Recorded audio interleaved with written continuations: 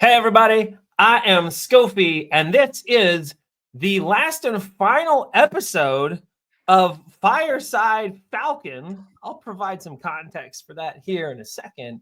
But Fireside Falcon historically has been my shameless excuse for hanging out with peers in the industry, friends, colleagues, subject matter experts, and folks that I just simply find plain fascinating to explore topics that are of interest to us and hopefully will be of interest and value to you. The reason it is the last and final episode is because Fireside Falcon is evolving, and we don't actually know what we're going to call it yet. But with a rebrand for our platform that just went to beta on Friday, findmyitpartner.com, go check it out. Everything's changing, including this live cast. So, Blake, so great to have you here. Our special guest, Blake, Incite Automation. You get the privilege of being the final guest on Fireside Falcon. So OG, before we transition into a new era, how do you feel about that, Blake? You know, Jonathan, you saved the best for last, and rightfully so. That's how I feel. I'm glad to be a part of the send off. John Noob says, let's go. Going to be an awesome fireside chat. Thanks for being here, John. We appreciate you. Yes. So I introduced myself. I've introduced the stream that you are watching today, and I briefly mentioned our special guest, Blake. Before I give Blake an opportunity to kind of introduce himself and share a little bit about his background and why this particular topic is of interest to us today, I'm going to briefly touch on what we're talking about. The irony of this is, and I swear, Blake, I didn't plan it this way.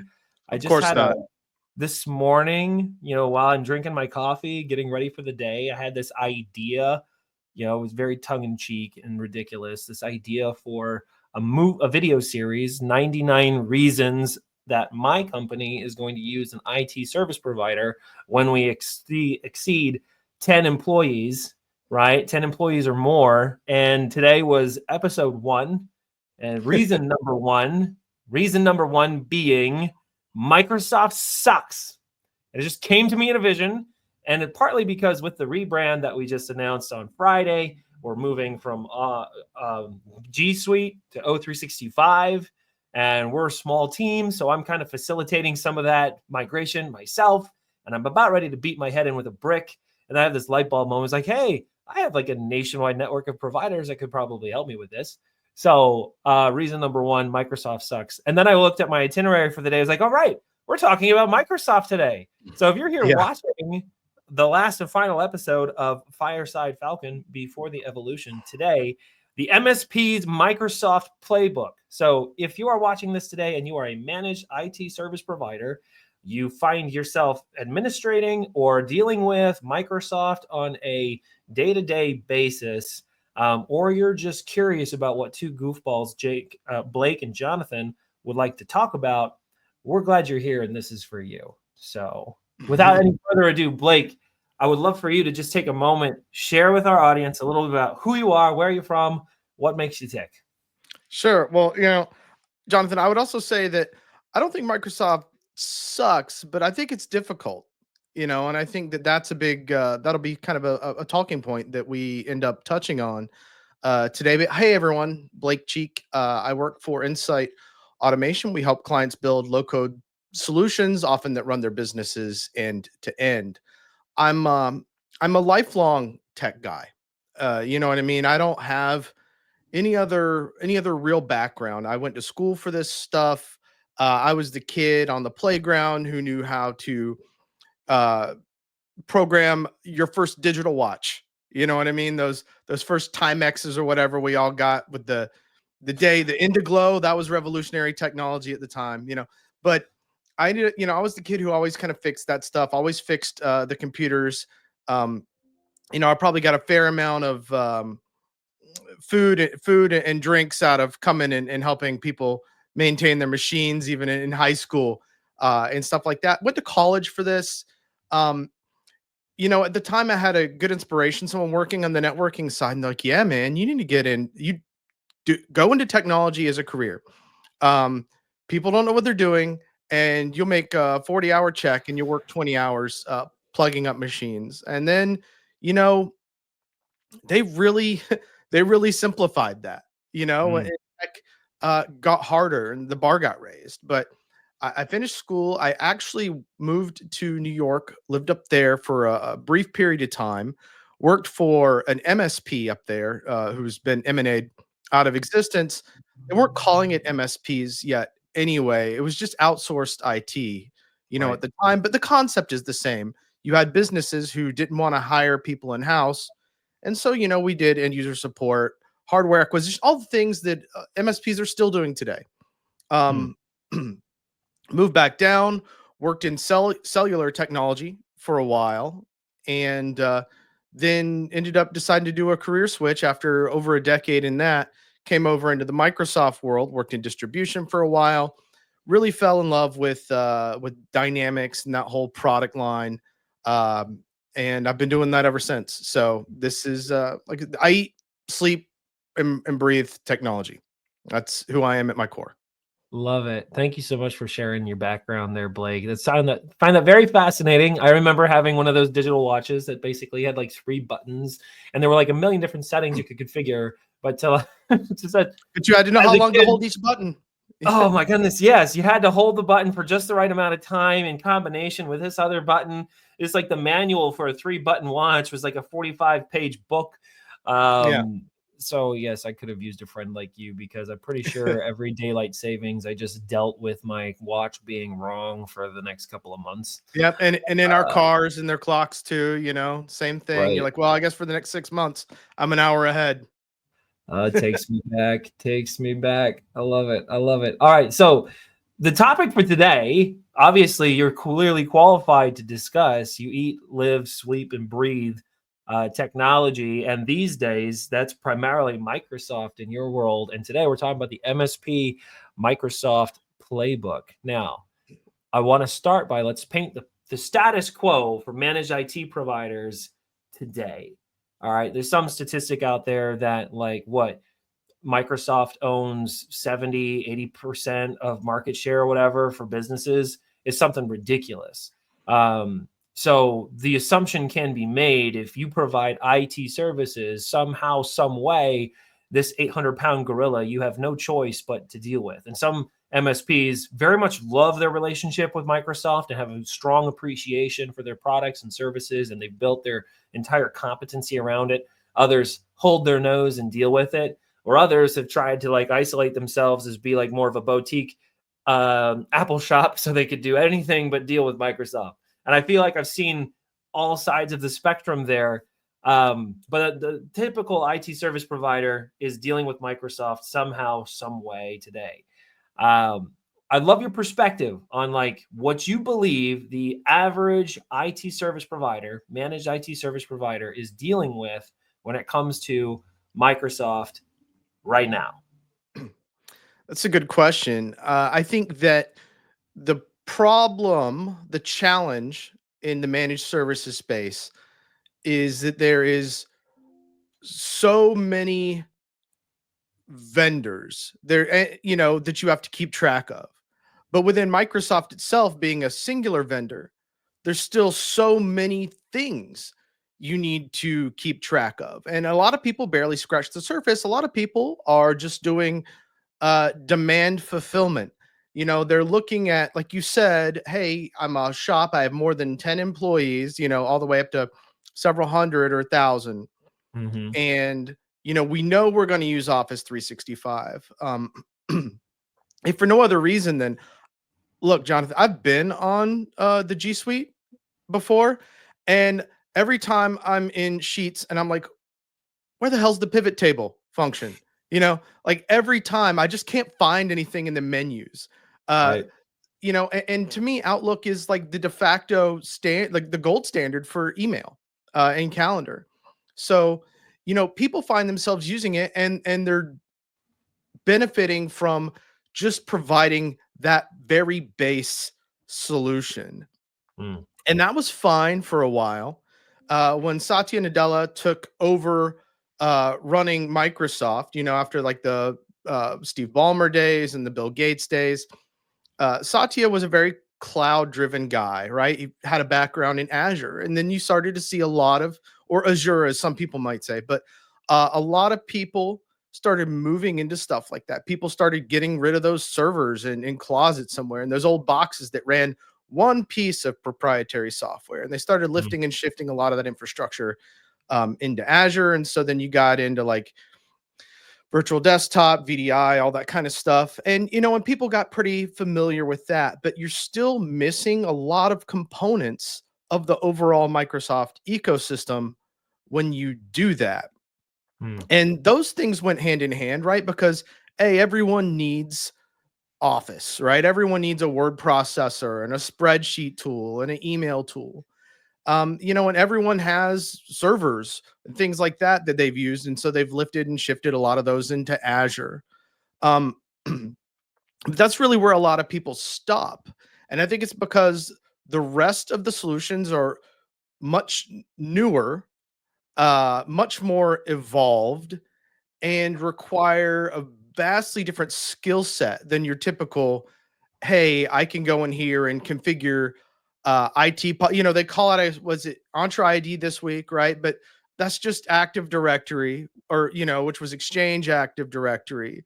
Outlook visually hasn't changed much since they changed it to the contextual ribbon interface at the top. Whatever that was, it feels like 10 years ago. It may have been longer. But a lot of the UI and core concepts of these things hasn't changed. I mean, we were using, remote desktop and things like that. I mean, 20 years ago. So again, conceptually, these things haven't changed. But on the low code software development side, people weren't doing that 20 years ago. We were all coding in .NET or some other like language like Java or C++ or C#. So people just haven't caught up on that side yet.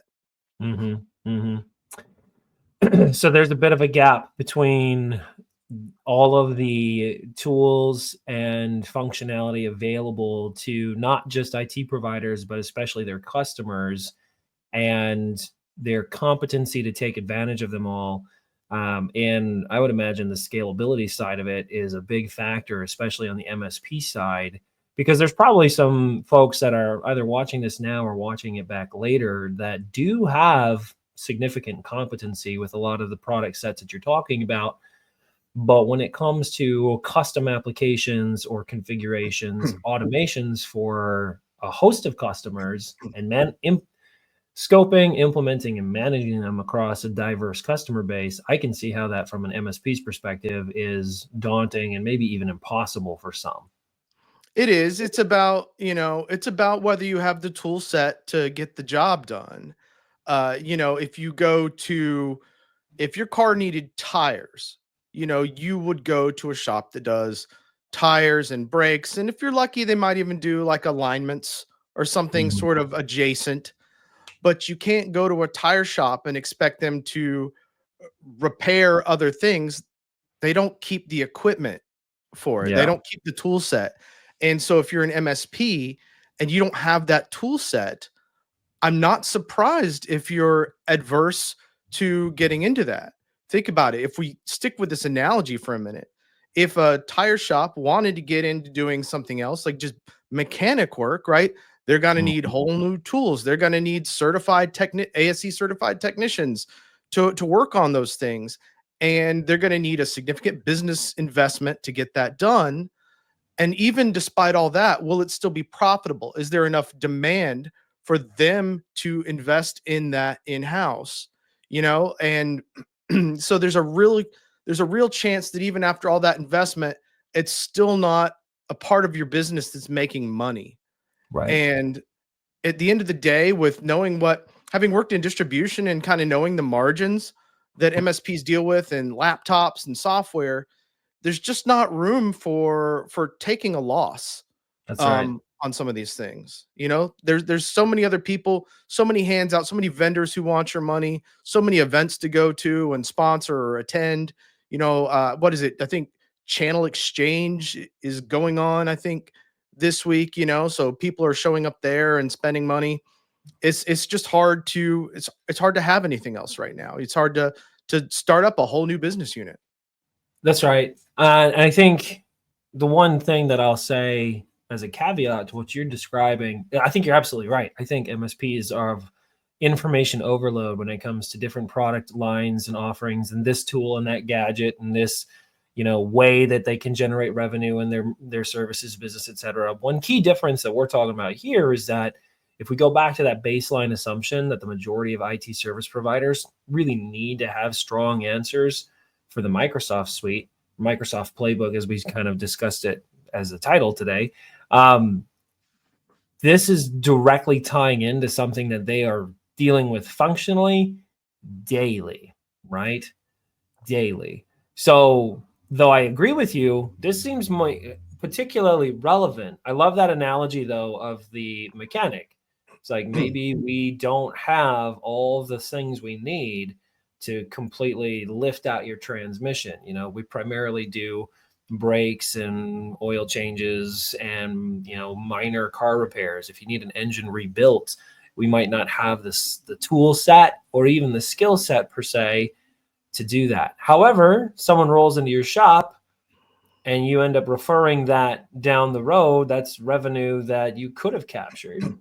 So I can see how there's like mixed emotions from the MSP side about that. It's like, well, maybe I just don't want to deal with it. But then it's like, maybe that's money that's just walking out my door.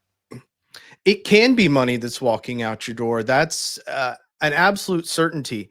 And I don't like to play into the fear, but there is a legitimate concern that that shop that you refer them to down the road for transmission work also does tires and brakes. And so Sure. before you know it, they're not coming to you for tires and brakes anymore. They're coming to the person you referred them to who does it all, Mm-hmm. because you don't have an established partnership, and so all you've really done by saying we're not interested in doing this is lost business. Mm. And there are parallels between that and what happens in the managed services space. It's very important to be a jack of all trades in the MSP space, and there's a lot of pressure on you to have the right answer for everything. There really Mm-hmm. is. Mm. I feel for MSPs, and I feel for the fact that they have a billion vendors to look at. Every time I go to a new conference, I am surrounded by security vendors and the latest and greatest security offering and technology. And I don't know how anyone keeps track of all that.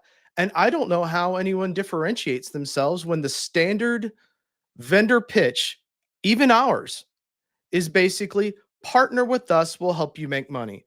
Like, it's the Mm-hmm. same song and dance across all vendors. So how do you Right. block out that noise and get to the root of it, the truth of it? I think that's important. Yeah. That resonates with me on a pretty deep level because the whole message of partner with me and we'll make you money. You're right. Everyone says that. It's what we all say. So what we all say, what would what would you say to an MSP that comes across the Incite Automation booth, and they're talking to you and they hear that message and they're like, well, everybody says that. What would your counter be to that objection? Oh, that's tough, because I'm in that situation. I'll be in that situation at Channel Partners Expo and MSP Summit coming up at the end of this month. And I've looked at the floor plan, again, surrounded by security vendors, but Mm-hmm. which is nice because it does help your service and your offering stand out a little bit, right? Because you are doing something a little bit different. But as far as what I would say to anyone who has questions about this stuff or calls into question the value prop, is seeing is believing. I think for part of it, it is hard to get across an abstract idea like bespoke software development Mm. without being able to see examples of what we're talking about. So, Right. I would invite anyone to set up time, get on a call with us, you know, let us give you the whole dog and pony show and show you these technologies.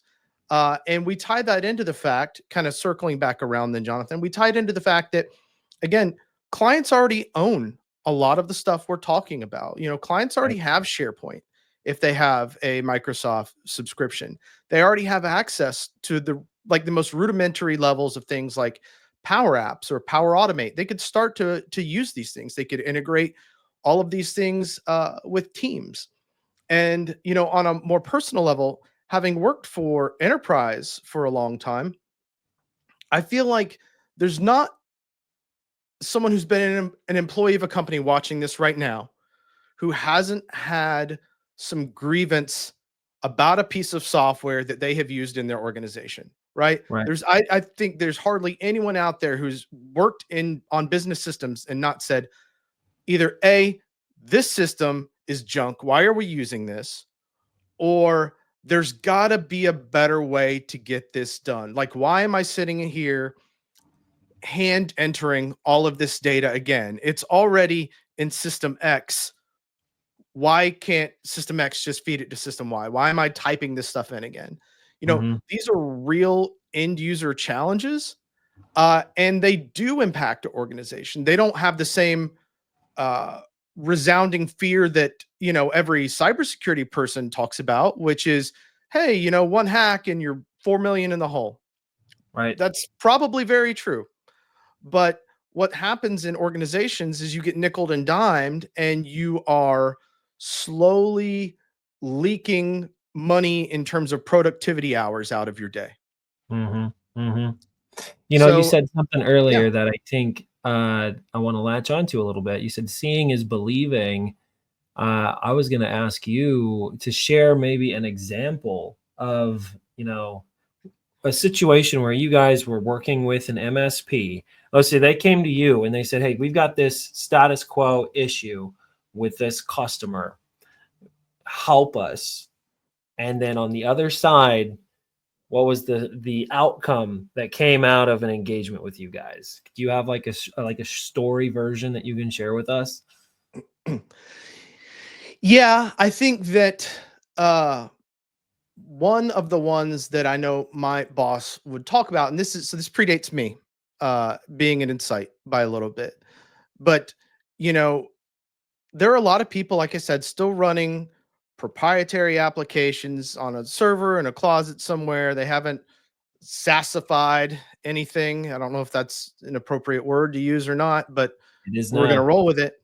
And they got asked, well, okay, well, what's your system downtime? And they said, oh, it costs us thousands of dollars, to be down. Okay, well, Mm. how often are you down? We're down 4 minutes a month or whatever it is. Okay, and what's that cost you?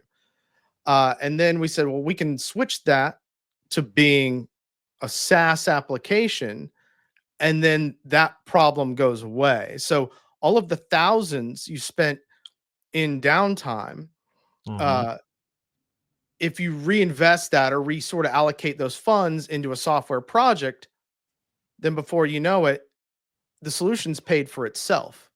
Right. We have other clients very similarly who have had to buy tons of licenses for XYZ system because everyone needs to have a license to enter that data. And sometimes we're able to do that much better, faster, or less expensive than what they're doing. We could Mm-hmm. maybe have like a unified form that people are able to enter data into and have it flow directly into another business system, and that's a few dollars a month, Yeah. not hundreds of dollars a month per license. So you can end up in situations where I like to think that these solutions should the financial benefit should be pretty readily apparent. If it's Mm-hmm. not, I would question why you're doing it. You know what I mean, Jonathan? Like you said, at your size and scale, your technology needs change. I That's wouldn't right. expect you to necessarily at your company have an enterprise level CRM for a sub 10 person company. Now, there might be some who do because the deals are just so unbelievably large that it's important to track every detail. But, at sub 10 people, you might be using HubSpot or something like that. And, and that's fine for that. But as you grow and scale, you're going to need different solutions.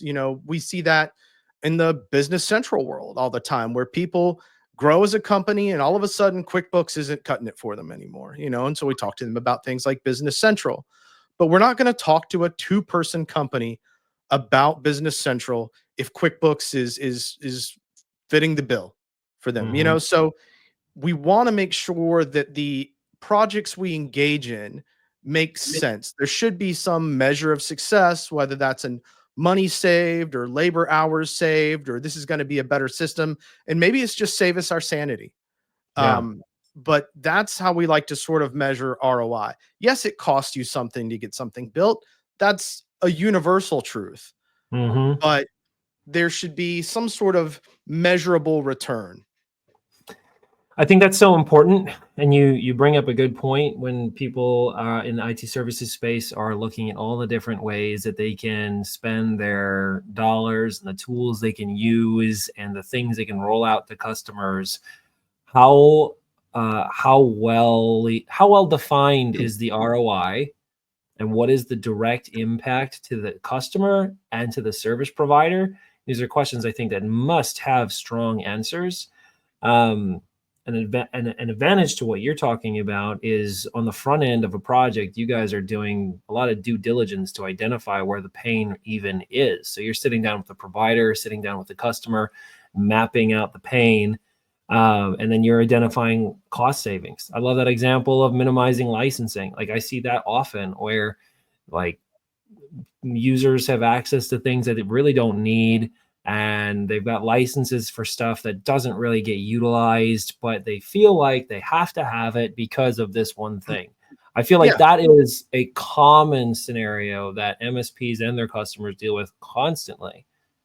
It is. And, the software selection process can be very difficult if you don't know what to look for or know some of the questions even to ask. If someone asked you like, hey, I need a system that does X, Y, and Z, sometimes you go on the hunt, and going down a search rabbit hole may take you to all of these softwares that say, oh yes, we do X, Y, and Z, and it only costs you X amount of dollars per month, not knowing that they have something perfectly suitable within their own ecosystem. So instead of looking inwards at what does my Microsoft subscription contain that could help me with this, they're looking outside of that and paying extra for something else.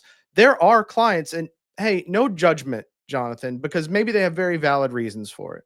But I know clients who have Office 365, which again, pretty much every Office subscription is going to include Teams at this point, but they're using Slack on top of that, and they're using some other tool, and it's like you could replace all that with Teams if you really wanted to. You don't need X, Y, and Z. There's a reason that Microsoft Teams is so prolific, even in the calling game right now. I have a former coworker who told me that at one point Microsoft was like the second biggest telecom provider in the world. I think because of like all their Teams communications, but everyone has it. I would much rather be able to click the call button in Teams and call someone than bring up my unified communication system, pull up their soft phone or whatever, and have to dial out from there. And that's tracked in an entirely different system. I can look at all of my clients, contracts, leads, accounts, opportunities. I can make phone calls. All of that is done within Teams, and Teams is really just kind of a fancy front end for SharePoint, because where are all those documents stored? All those contracts, they're in SharePoint, and I'm accessing them through Teams. But that's what have I talked about that's outside of my Microsoft subscription right now? You know what I mean? I haven't needed another piece of software to fulfill any of those needs. That's right. That's right. Blake, this has been really, really insightful, and I'm grateful for you sharing all this with us. We are going to have to wind down here, but there's a few things I want to accomplish before we wrap up. First of all, if you are watching this with us today, feel free to say hi, and this is your chance to, if you have a question for Blake or myself, don't be shy.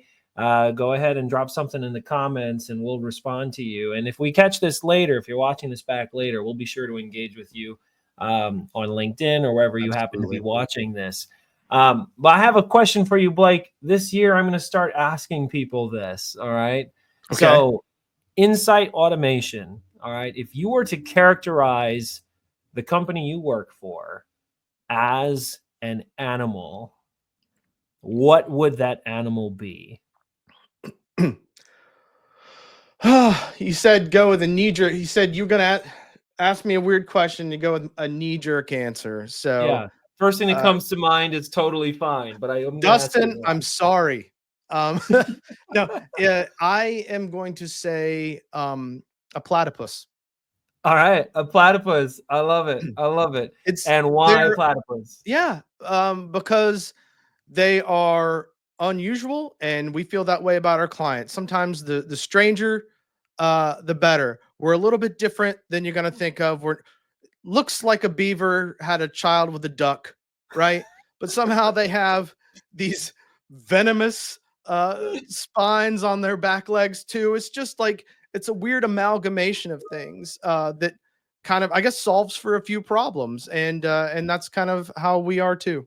You know, I just kind of love it. fun. You see you ever disappointed when you see a platypus? No, Not no, one time. Not one exactly. time have I seen a platypus and had a bad day afterwards. Yeah, you're No. not disappointed when you see a platypus. I love that answer, Blake. This is fantastic. Steve, grateful that you spent some time with us today. We had a lot of fun as well. If someone want to get a hold of you, Blake, how would they do that?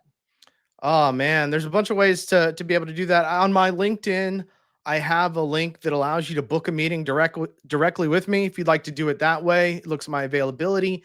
However, you can always just reach out to me, bcheek@inciteautomation.com. Happy to answer your questions. Like I tell people, advice is always free. You know, if you have a question or a thought or an idea, don't hesitate to bring it my way.